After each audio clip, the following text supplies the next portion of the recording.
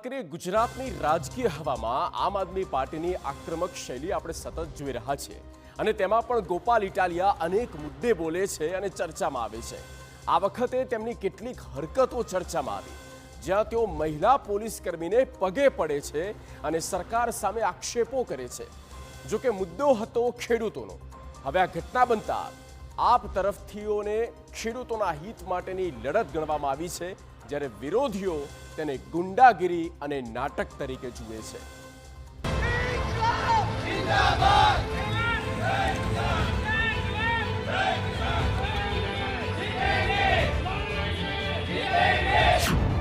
આમ આદમી પાર્ટીના નેતાઓએ કરી બબાલ અને વાત વણસી જતા આપના ધારાસભ્ય તેમને બચાવવા આવ્યા મેદાને।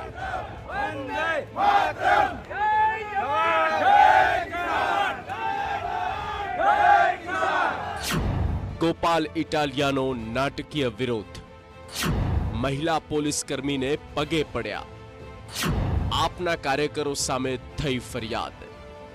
ગોપાલ ઇટાલિયા આ એક એવી હસ્તી છે જેમની ચર્ચા કોઈના કોઈ બાબતે થતી રહે છે।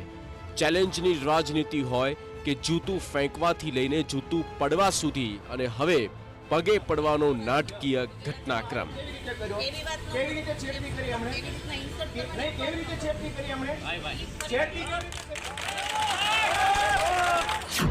જૂનાગઢના વિસાવદરમાં આપ જિલ્લા પ્રમુખની દાદાગીરીનો બનાવ બન્યો છે। માંડાવડ મગફળી કેન્દ્ર પર બબાલ કરીને ગુંડાગીરી કરવાનો આક્ષેપ થયો છે।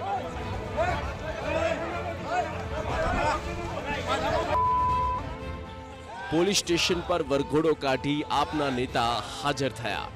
આપ ધારાસભ્ય ગોપાલ ઇટાલિયા પણ વરઘોડામાં જોડાયા।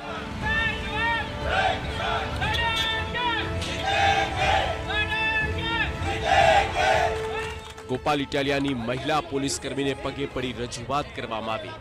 આપ નેતાઓને ખોટા કેસમાં ફસાવ્યા હોવાનો ગોપાલ ઇટાલિયાનો આરોપ છે। મગફળી કેન્દ્ર પર આપ નેતાઓએ મારામારી અને ગાળાગાળી કરી હોવાનું પણ સામે આવ્યું છે।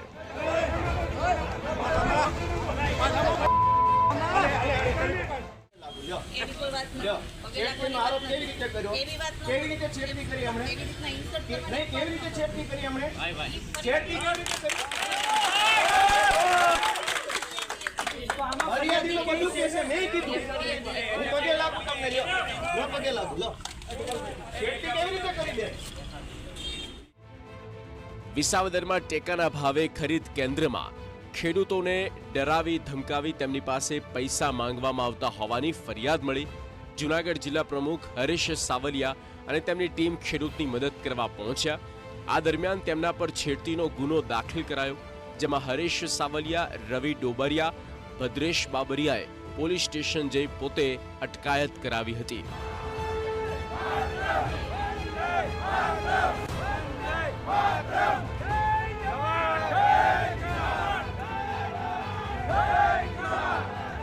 આપ નેતાઓ મજૂરની પત્ની સાથે પણ ગેરવર્તન કર્યાનો આરોપ લાગ્યો છે। મારામારી અને ગાળાગાળી બાબતે અલગ અલગ કલમથી ગુનો નોંધાતા તેમને નોટિસ આપવામાં આવી। આપના નેતાઓએ પણ જાણે વાઘ માર્યો હોય તેમ પૂરા જોશમાં તેઓ વરઘોડા કાઢી પોલીસ સ્ટેશને પહોંચ્યા। ગોપાલ ઇટાલિયા પણ તેમની સાથે જોડાયા।